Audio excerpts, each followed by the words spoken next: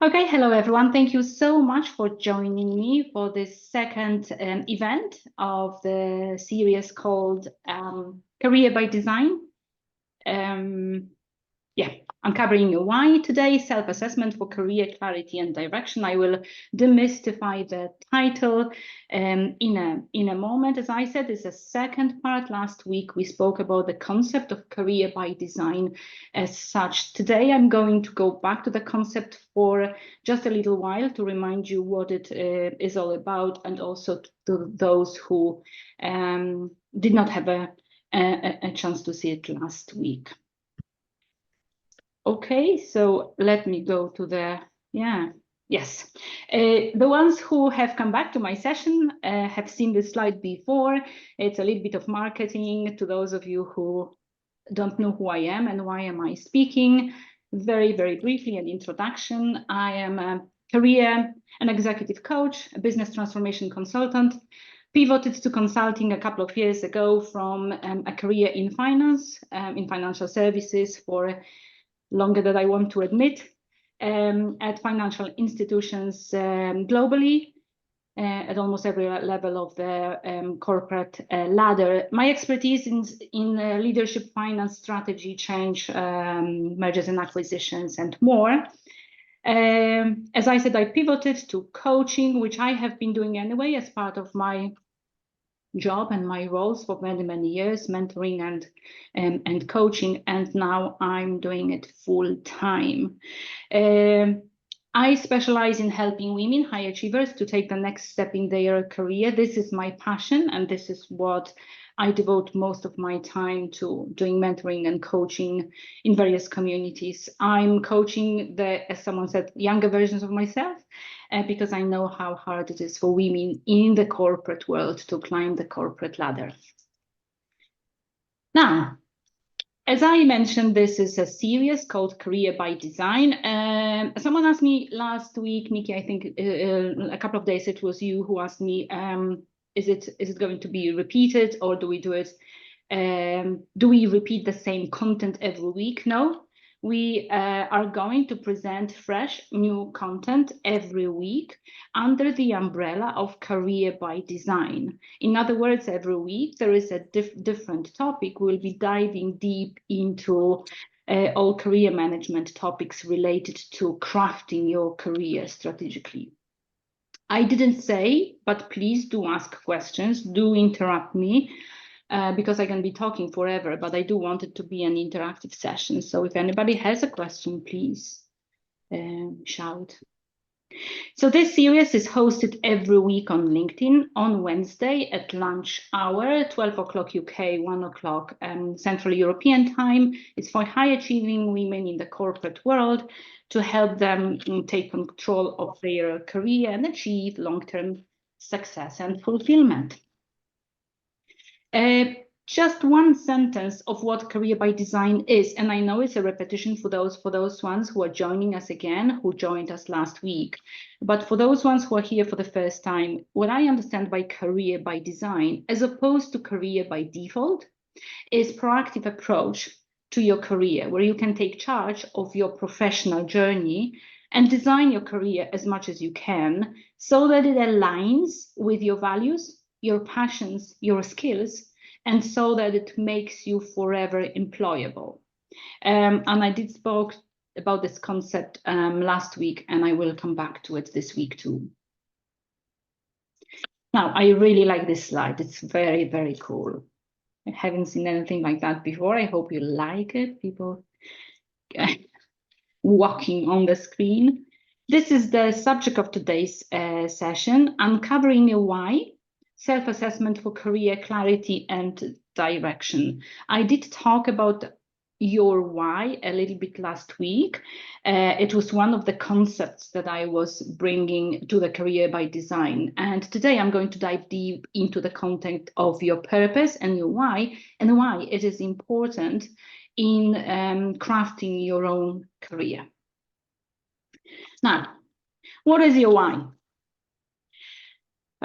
Because again, as I said last week, it may be it may be treated like a buzzword. That's something that sounds cool. What is your why? Start with your why. There's a book with this title as well, which is actually a really, really good book.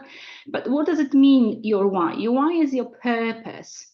It provides you direction and meaning. It's a question that you ask yourself, why am I doing it? Why am I in this position? Why am I in this role? Why am I in this company? What do I want to achieve?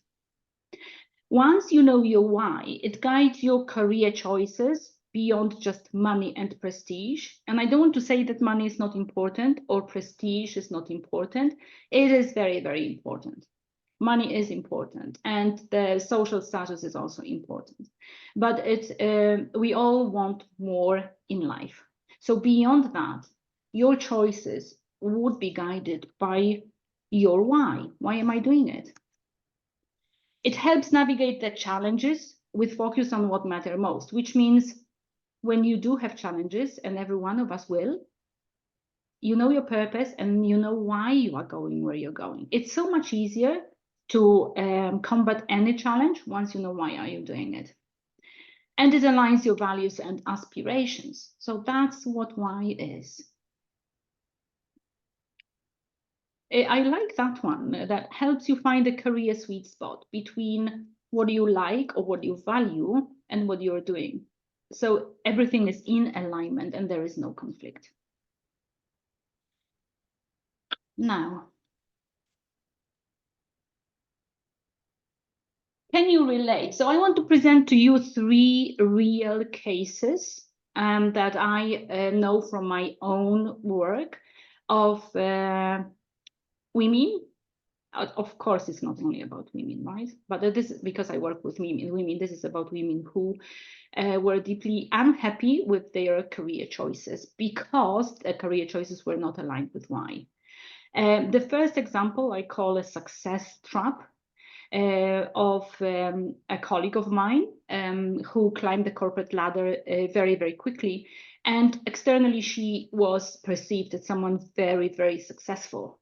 But she herself was really unhappy, very, very unhappy. Long hours, constant pressure, no time for passions outside of work. And that was really ironic because everybody else seen her as someone very successful. And she herself, although on the surface and for the external world, even for herself, when she looked at it, it was very successful. She didn't feel fulfilled. She was unhappy and very much on the verge of the burnout and asking herself a question. So what's now? What am I going to do with it now? Next one is what I call the shoulds versus wants conflict. This is another client, Magda, who felt pressure to return to high-powered career after years of supporting her family, which is very, very common for women. There are a lot of programs in many companies now, real returns, let's return to work after career break, but it has not always been like that. And not everyone wants to come back to high-pressure career after supporting their family. So their should here was very much in disalignment with the wants of a balanced life. She did come back, but soon after she decided to work part-time only, and then even less part-time because it didn't align with her values anymore, the kind of life that she had before she had kids. And the last one, Elizabeth, this is my favorite one because this one happens really a lot. So she got numerous promotions, was promoted again and again, and she still felt she was stagnated in the role, although she was promoted, because the work no longer resonated with her values, and that led to her lack of motivation and purpose. And she felt that what she was doing in the corporate world didn't matter. It didn't matter for the company, but in the wider context and to the society at large, what she was doing didn't matter. And although she was really good at what she was doing, she decided to quit because this was not what she wanted to do in life. And again, although she was promoted and she was very successful on the service. Now, why self-awareness matters. I like this one because it gets everything together in one place. I hope the examples showed you why it's important to connect the dots and to think about your career proactively and consciously, so that you have this self-awareness. Why am I doing what I'm doing? Why am I going where I'm going? Is what I have enough? And I don't mean enough money-wise or prestige-wise, but is it enough in terms of what I want to achieve in life, how I want to lead my life? Values alignment, life and work with what matters most should be aligned. Otherwise, we will be unhappy. Once we are happy in our work, we have a motivation boost because we have a purpose to overcome challenges. Once we have this purpose and we are motivated, we can inspire others. It's for everybody who leads a team. I remember in my back in my corporate years, when I no longer felt what I was doing was useful and made sense, I couldn't possibly motivate my team. And when I knew I couldn't motivate myself, I wouldn't be able to motivate my team. And that was not fair. Not fair on them and not fair on the organization. And this is when I decided to leave. I couldn't, my values didn't align with what I was doing anymore. And I deeply felt how much it was disconnected with me, and therefore how it was unfair on the team, because I couldn't possibly explain to them why what's happening was happening. Career compass, I think this is what we are talking about at this session, guide choices for a meaningful path. Personal growth, absolutely. Once you know where you're going and you like it, it aligns with your values, passions, and strengths and skills, then you grow. That's the self-discovery. You have a feeling of contribution and serving others. Remember one of the examples from the previous slide, when Elizabeth, she didn't feel any meaning in what she was doing, the countless spreadsheets and so on. And I'm not saying it's not a meaningful work. For her, it wasn't, because it didn't add value to the wider society. Earned life is a concept brought by the coaching world as the life that you earn, being making choices that reflect your value.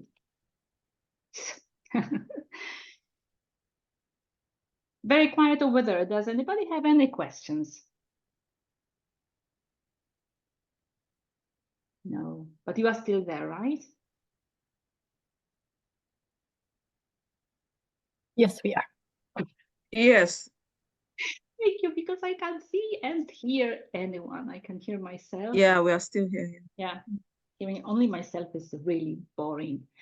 Okay, so why is it so often overlooked? If it's so important, okay, essential, people quit work once they decide this doesn't align with them anymore. Why is it so often overlooked? Now, I'm sure you will relate with some of those. Lack of reflection is important, but I don't mean it in a bad way. I don't mean it like, oh, people have no self-reflection, they are not wise enough and so on. Sometimes we simply don't have a reflection because we focus on practical considerations, salary and job security. Think about it. It often is the case in the corporate world, in the organizations where people are really well paid. There is job security, there is a good salary, and this is the golden cage. It's so hard to break through or to make a conscious decision. Now I'm leaving because of my values. Now, it would be also perhaps unwise to just decide, okay, I have a very good salary and I have a job security, but it doesn't align with my values. Thank you so much, I'm leaving tomorrow. That, of course, would be unwise. But it doesn't mean that we have to stay where we are. We can plan an exit. Remember, I was talking about an exit strategy last week. So the practical considerations are very, very important. They are also important depending on the phase in life we are at. There may be a time when you do have to compromise, but do think long term. Some people think they have limited options, and this will be the case sometimes, but I would argue once you look around and when you devote enough time into it, there will be plenty of options. It's just to look at it with your openly and open mind. Lack of time, I like that one, because we often say, yeah, I have no time to think strategically. I have so much to do. And that's all very true, because we are all very busy. But do consider this: what we are busy with, it's tactical things that need to be done every day. But we do need to have time to stop and consider what's important long term, not just short term, what's important strategically. So yes, we very often hide. I do it all the time. Behind the I have no time. Or we do have time for what we prioritize, what we focus on grows. So consider this. And pressure from others, family, friends, society. Again, especially if we are in a really good job, like people will be, are you nuts? Like, are you crazy? You leaving this job for what? It's such a good company. Like in financial services, for example, there is this notion, which is true. Financial services are paying really, really well. Are you sure you want to quit? Yeah, we need to consider all of those things. As I said, in some phases of our life, it will be unpractical to change. But what I'm encouraging you to do is think long term. Now, benefits of values and career alignment. Could I please ask to unmute, I'm saying unmute again, as I said last week, mute, of course. Thank you so much.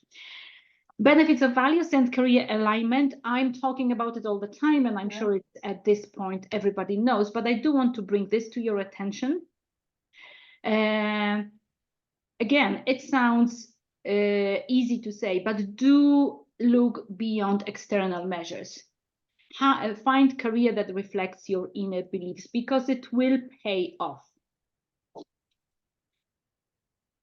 Those ones, you know, because we discussed it earlier, authenticity. Oftentimes now we say, like, you be authentic, be yourself, be true to yourself at work. It's very, very important. Better decisions, make choices that align with your core values. They are better decisions. You will be more satisfied with whatever you're doing, because you will find deeper meaning. And your well-being will be integrated when you integrate your work with your life goals. And this one is very, very important, because I myself, I must admit, I think this is something that I want to rethink myself, but at some point I think I want to write a post or an article about it. I thought a couple of years ago that burnout was a myth, that it didn't exist, that it was a lie. Honestly, I don't know why I thought so. I don't anymore. I do know burnout. Roswitha, could you please go on mute?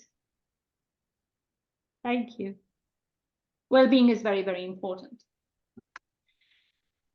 The intersection: when your values meet aspirations, your career, you create a fulfilling career. And then I think that's enough. I hope I convinced you.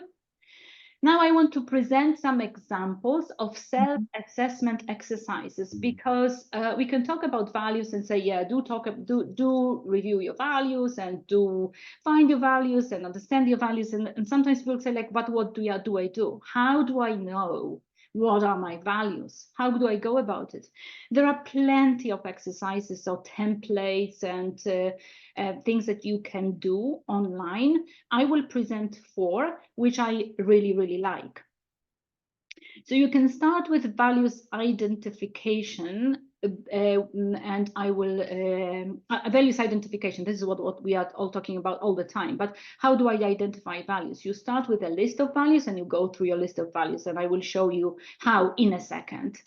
You can do visual imaginary, which is a vision board. I've done it myself. I did it a couple of times and I really, really like this vision board exercise. Life peak experience, reflection, and career highs and lows. So they are the 4 my favorite exercises, how to uncover what matters to you most. Let's dive deep into the first one, values identification. So you do a list of values, but it's sometimes very difficult to start from a blank page. You just stare at a blank page. I had a client recently who was like, yeah, I don't know, Isabella. I really don't know, because everything sounds so superficial. Like everything sounds like a buzzword and I really don't know where to start. But if you start with a list of values and select the ones that resonate most with you, Then you rank those top values in order of importance. Now, it's important to identify your values, which is what matters most, but it's also very important to identify what are the non-negotiables, career deal breakers for you, the opposites of values, right? So what I value and what I will not tolerate, no matter what. Those two are very, very important. And they are the same, they are two sides of the same coin. What matters for me, therefore, what I'm not going to tolerate. I'm going to present you a list of values. Please look at it with caution because it's not an exhaustive list. I just wanted to show you some examples of values that you can look at. Again, there is much, much more, right? Achievement, adventure, authority. I appreciate that this is a busy slide, but that's exactly where you start. You go through such a list, and if you don't know immediately yourself, it's helpful to start with such a list, a predefined list, and select the ones that resonate with you. And then prioritize them in order of importance, and then scale down and choose the ones that are really, really priority for you. Like for someone, it may be important that, I don't know, there is some creativity possible in work. For other people, autonomy will be very important. For others, I don't know, stability, for example, right? And there are people for whom stability is not that much important or will be boring. Leadership, honesty, happiness, growth, community, friendship. Some people value this kind of work that they are because they have a really, really good team, and they wouldn't change this team to anything else. Reputation. Some of us would work for a good, reputable company because that's what sounds well to begin with. And then if a company has a very good reputation, it is for a reason. So think about it this way. Look at the at values, a list of values, and try and choose the ones that resonate with you most. And then try and map them on your career choices. Do your values resonate with what you do, with your current role, and with your aspirations? If they don't, are they the most important values? And if that's the case, what are you going to do with it? There's one thing that I want to pay attention to here, or underscore. For some people, the values defined that way sound too broad. Growth, community, and so on. It is useful to define what it means for you. For example, achievement. Achievement for me may mean something different than achievement to every one of you, right?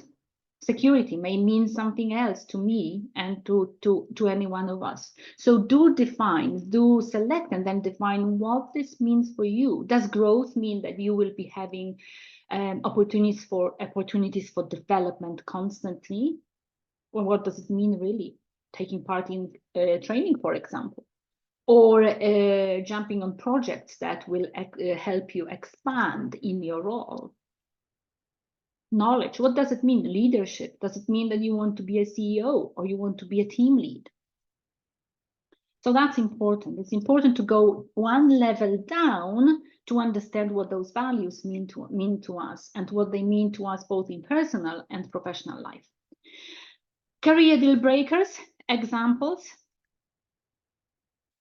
Another busy slide, apologies. I did get a feedback that sometimes my slides are too busy. The reason why they are so busy is because I want you to have a little bit more content to take away. And that's why I'm putting so much on the slides. Look at the career deal breakers. Lack of autonomy, definitely the opposite of value. But If you go down in flexible hours or days, this is where it goes a little bit down to the concrete details. What would you not tolerate in your work? It's very important, because once you know that, when you apply for another role or you are given an opportunity, you know if you want it or not, because you know what are your deal breakers. And it goes so much beyond your salary and title. Say, for example, you are expected to work on the weekends, not occasionally, but always. Is it a deal breaker? For some people, it may not be. For some people, it will definitely be. High pressure environment, or working for a micromanager, or how would you know? Sometimes we work for a micromanager because we don't even know they are micromanagers until we work for them. Long hours, and so on, or cannot work from home. For some people, it is a deal breaker. Think about it. It's equally important as as knowing your values. It's equally important knowing what are the deal breakers. So how about you? Have you ever thought about how your values align with your role and with your aspirations? Have you ever thought about it before? Roswitha, could you please go on mute? Thank you. Have you ever thought about Ja, ich habe den Mann nicht erreicht, der da kommen würde. Ich konnte sie noch nicht zurückrufen. Roswitha, could you go on mute, please? I don't know how to mute everyone, but hopefully it will be okay now. Okay, so I'm asking the question about you. Do consider it is important. It is important for the role that you are in now, and it is important for any future role that you will be applying for. Now, so we spoke about values. Dürfen Sie mir das gern schicken? Ich gucke mir es gerne an. Roswitha, hello? Ist gut? Okay, danke. Ja, adieu. Frank says, could you maybe ping Roswitha and ask her to go on mute? All right. Thank you. Remember the first slide, we focused on your list of values. And the second one, maybe I will go back to this for a second, quickly. Visually imaginary vision board. Okay, so we spoke about values identification, and now we are talking about the vision board. Yes. This is a really creative and very cool exercise. I like doing it. Every now and then I would do it. I promise myself I will do it every year, at the beginning of every year. I'm not that committed yet, but I've done it a couple of times. So the idea here is that if you cannot come up with your values, or if the list of values for you is for superficial and it sounds empty and it sounds too high level and everything else, then what you can do, you can define your own vision board. And it's really like children in kindergarten or in school. You take as many colorful magazines as you can, and it doesn't matter what they are and what subject and so on, and you cut out the images that resonate with you when you look at them. What resonates with you emotionally? What do you like? What do you identify with? And then you put it and you glue it to a piece of paper, and you create this beautiful vision board, which presents an image of your ideal life. It could be your ideal life, and could be your ideal life in work as well, or it could balance both. This is how you come up then with your values: working from home, lifelong learning, helping others, mental and physical health, creativity, and so on. And the idea is, once you have your beautiful vision board, you put it on your desk or anywhere where you can see it, and you see it every day. You know what you are aiming for. You know what your ideal life looks like. And then you stay motivated. It's a little bit like a creative work, very, very cool. If someone likes This kind of exercises I highly recommend, because there is something magical about cutting out images that resonate with you and making your own collage, or whatever you want to call it, with your vision. The reason why people do it more than once is because values change over time, depending on where you are in your life. And yes, Nikki. Yes, thank you. Now you are getting in probably to the question I want to ask as well, but this is about the timeline. How often shall we kind of update this board on what kind of timeline shall we create with this board for ourselves? And the reason why I'm asking, I started to do this many times and I get stuck. I put some pictures on it and then I realized that many other things are important. For example, I'm afraid if I leave health out, then I'm going to get sick. So it must be on the board as well. Probably there's a lot of overthinking on my side as well.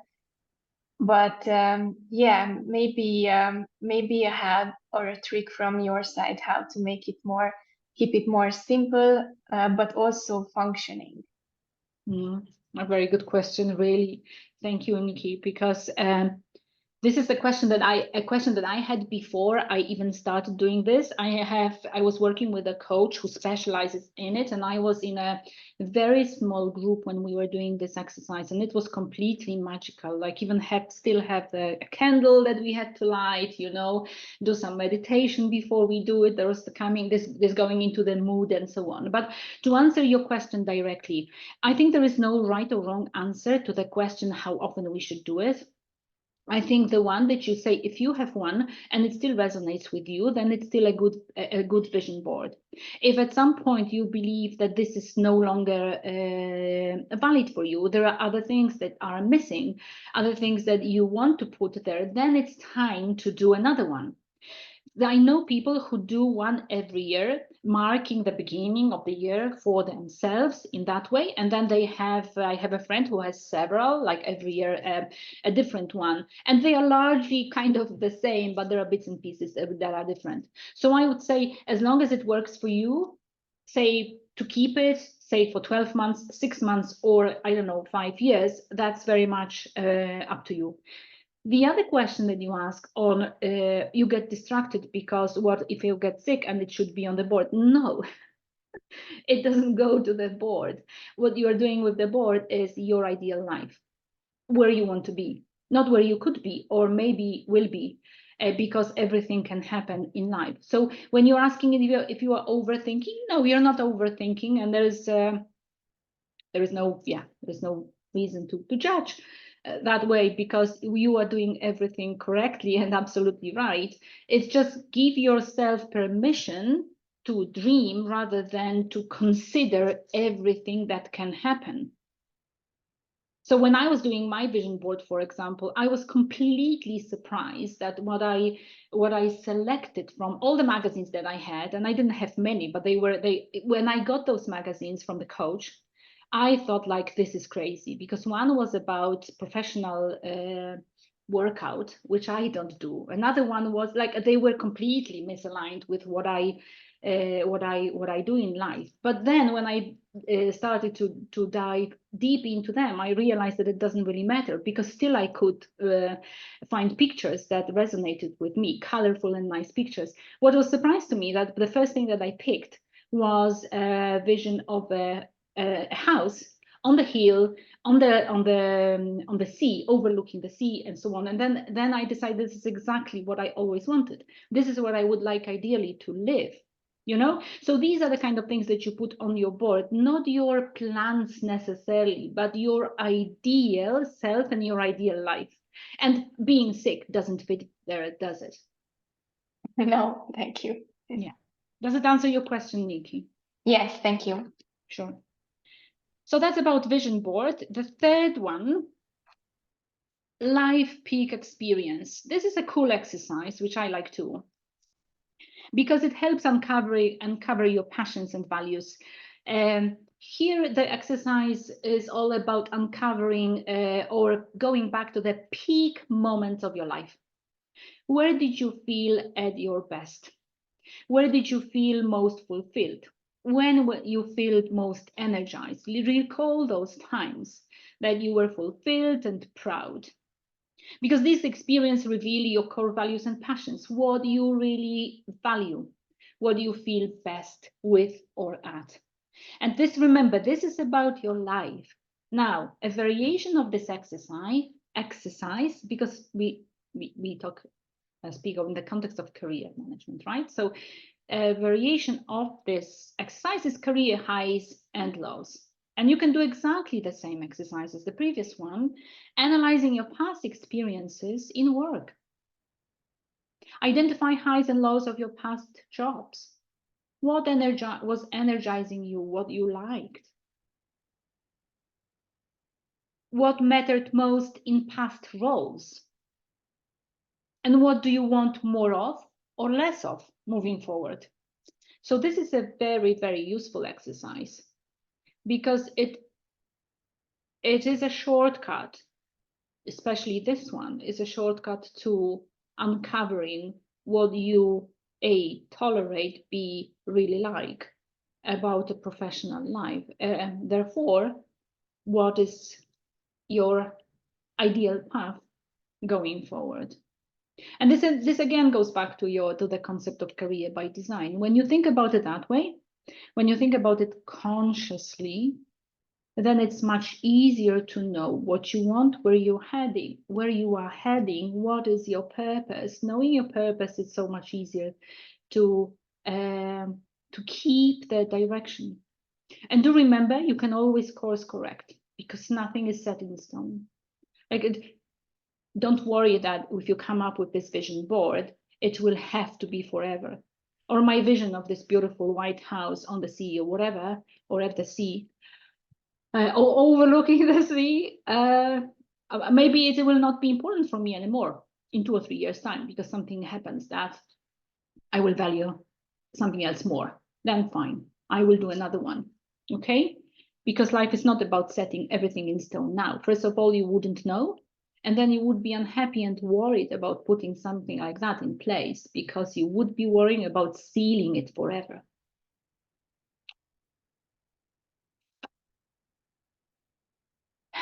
I like this advice. There's 2 things here. There are so many other things that you can do, but journaling is a very, very powerful tool. Or coaching, mentoring is another one. Sometimes it's difficult for us on our own to uncover things, and we do need guidance because it's very difficult to go out of our own tunnel vision. We all have it. Journaling, why it helps? Because free writing every day, if you only have time, helps you with creativity and coming up with ideas. It may be difficult at first. I remember when I started journaling, and I still don't do it very regularly, but when I started to do this, there is a coaching concept that says we should be doing 3 pages every morning. 3 pages, no matter what. And I found it so difficult because I didn't know what to write about until I decided that I will write everything I possibly come up with, like to the point like I don't know what to write now. But once you start and do your writing, then you go into a habit of doing it, and it helps you reflect. You can always go back and see what is there, what was there a couple of, I don't know, days ago and so on. So journaling is really, really good for uncovering your values and uncovering your why. Getting coaching is also good because then someone can guide you through the journey and you don't need to do it alone. Remember, last week we spoke about an accountability partner as well. You can also have an accountability partner who is not a coach necessarily. It could be your friend or it could be your colleague who goes the same kind of, who does the same journey, if you like, and have the same awareness. Now, so we found those values and purpose, right? We now know how to find our values. We've done all the exercises and we know what our values are and what the purpose is. So now what? What do we do with it? We need to craft a fulfilling career, knowing what our values are. And in fairness, the next two slides, they deserve a little bit more time perhaps, but I did want to give you some ideas on how to think about your values in the context of your career. Aligning options means once you know what's important for you, evaluate what career paths you could or would like to pursue through your values and purpose lens.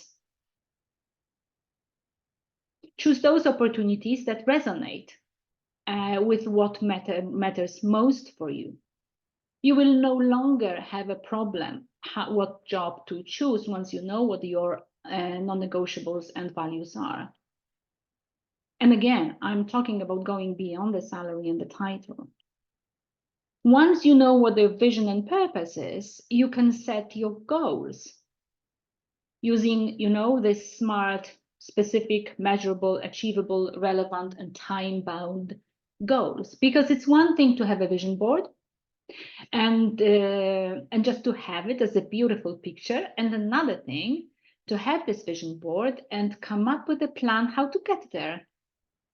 Because that's the very purpose of us designing the vision board and thinking about our values. Goals are very, very important. We can have an ultimate goal, like my ultimate goal, this white house, white little house. And how do I get there? What do I need to do? What are my goals, the big goals? This is my big goal, right? Presumably that's my big goal. What are my milestone to get there? What is my timeline to get there? What do I want to do? Okay. Again, specific, measurable, achievable, relevant, time-bound. Now, what I'm going to talk about now sounds easy, but it's not.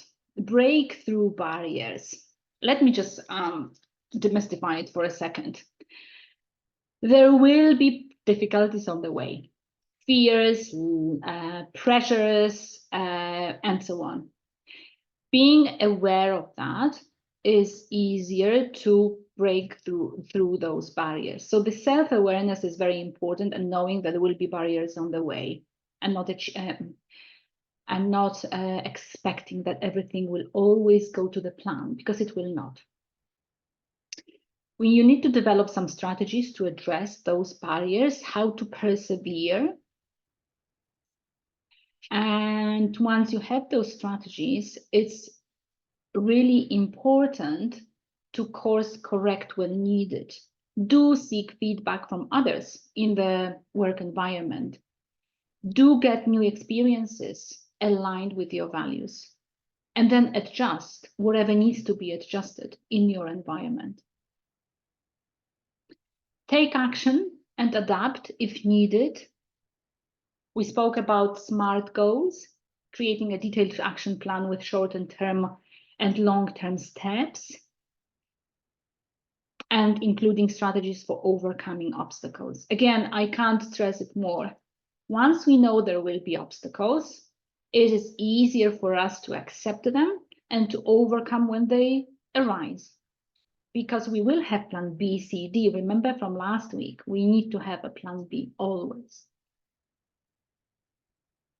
This is why we need to review regularly and adjust our goals and plans if needed, also because they will become obsolete at some point. There will be external factors that will be impacting our goals. There will be events in our life that will be impacting our goals. It's all fine. We just need to go back and course correct. Yeah. Your why matters. Do create a career that you have earned.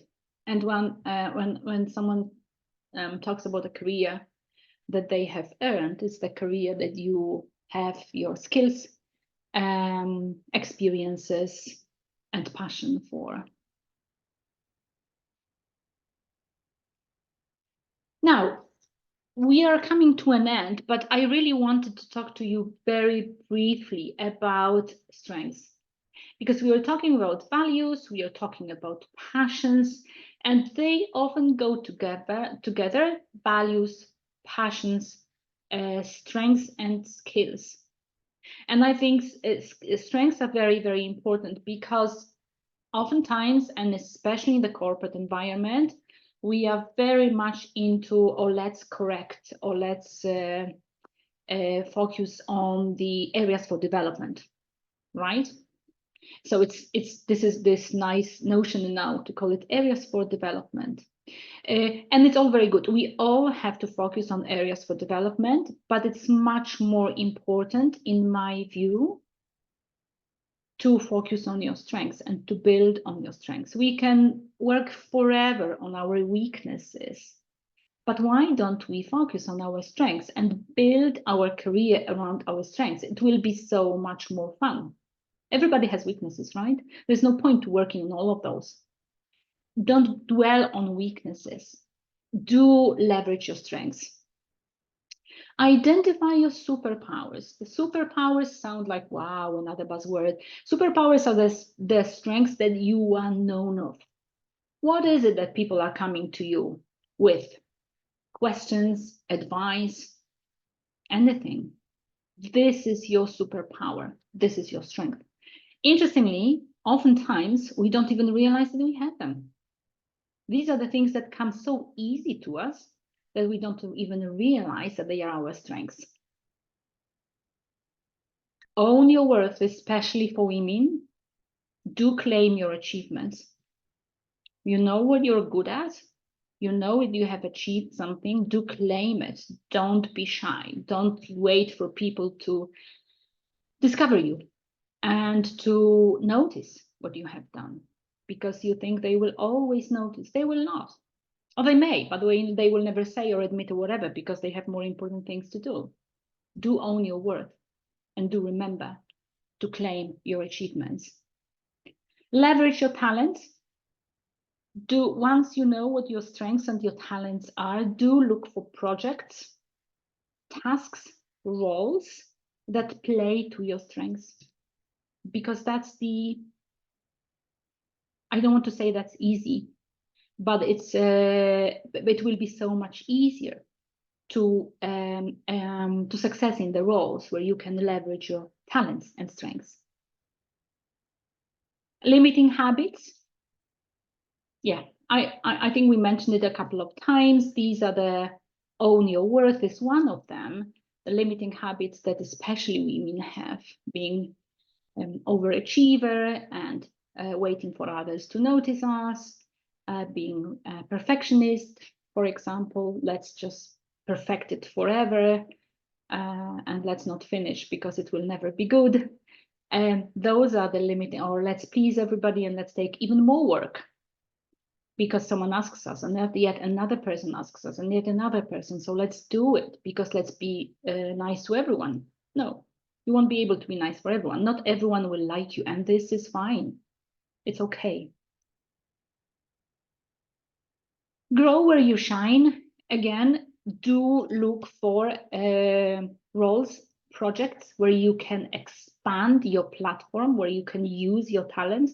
For example, if you're good with people, that's where you can look for roles, for projects, for tasks where you can show it, right? So whatever you're good at, do try to play to this strength, even outside your role. Build your support system. It's very, very important, right? And support system will be networking, will be your sponsors, ambassadors, mentors, you name it, but also your colleagues and your peers. Celebrate and be kind to yourself. Do be kind to yourself. Acknowledge what you are doing well. Do. It's very, very important to celebrate successes.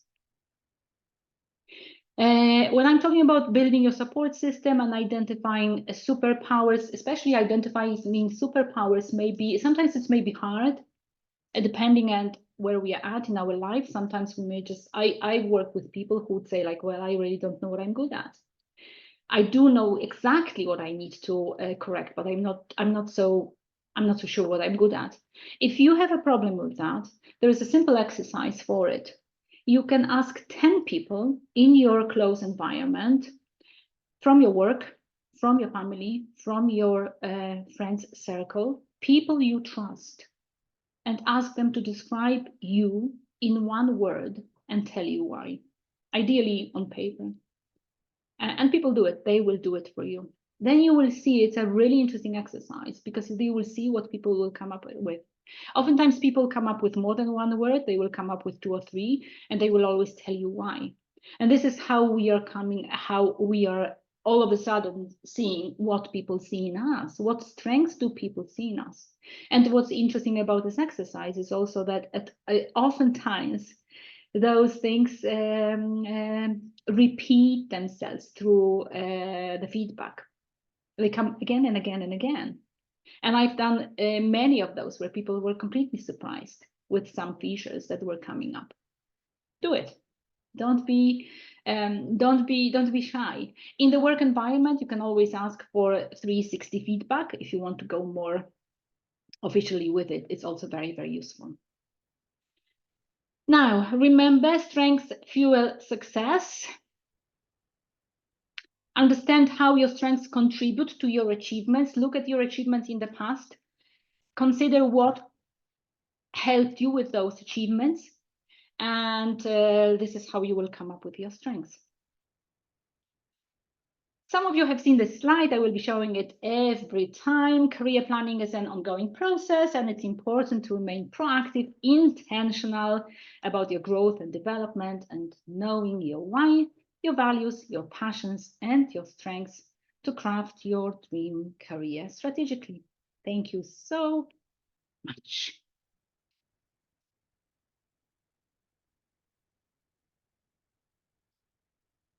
I will stop sharing and we'll see if there are any questions at all. I mean, maybe not a question, but just like a statement. Thank you, Isabella. It's my first time in your workshop, so it's nice to hear lots of good advices. So I probably needed time to digest all the information. As you said, there is a lot of information on the slides. It's worth reading as well. But I always struggle to find this middle point, you know, like as you said, on one side you have this certainty at your work and you are secure, you have a good job. On the other hand, you feel that maybe inside of you wish to change something, but my wishes are completely different. The job I wish I could do is very low paid, but it's something that would lead with my willingness, with what I really, with my what I would like to do. On the other hand, I know that the job that I have is, as you said, it gives you a status, it gives you a good salary, it gives you a recognition, etc. So it's really a challenge to find the right spot, and I think it's really depending on the timeline in your life where you are. If you are, you know, younger without kids or with small kids, it's a different approach and so on. So I mean, it's a very long topic, but happy to like review the presentation again and think about it a bit more. Mm-hmm. And that's an excellent perspective, Viola. Thank you so much for bringing it up, because it is critically important. And I do understand when you say what you would like to do is very low paid. What I would like to do is not paid at all. I would like to do a lot of pro bono work, a lot of mentoring and coaching for women in disadvantaged communities. So that's my passion, and that's what I really want to do in life. And I think you're absolutely right, depending on the phase in life where you at. I do think at some point in life you can phase it out. You can, knowing that this is what you want to do, saving in your well-paid job, to pivot to your passion, maybe not 100%, but to start with 20% maybe. And if it's so important for you, maybe it's okay then to take a pay cut of 20%, right? And then move slowly to balance both. Just to give yourself a chance and a light in the tunnel. And you're right, it's a longer discussion, but I do think there is a way, although it is a longer way. Exactly. Yeah. No, but the idea of taking it part-time, maybe like a 10-15%, which shouldn't be that effect.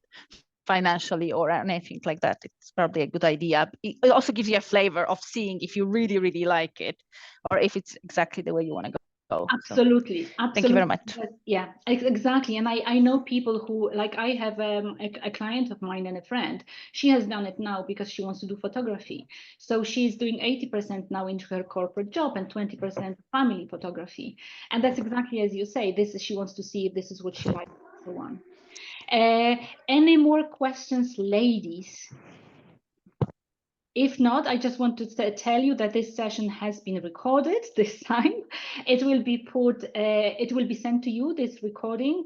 If you want to talk to me, please book a session. I will be very, very happy to talk to every one of you. And already today, I'm inviting you to join me next week on Wednesday. If there are any topics that you want me to cover, please let me know. If you have any feedback, please let me know. In the meantime, thank you so much for your time and have a great day.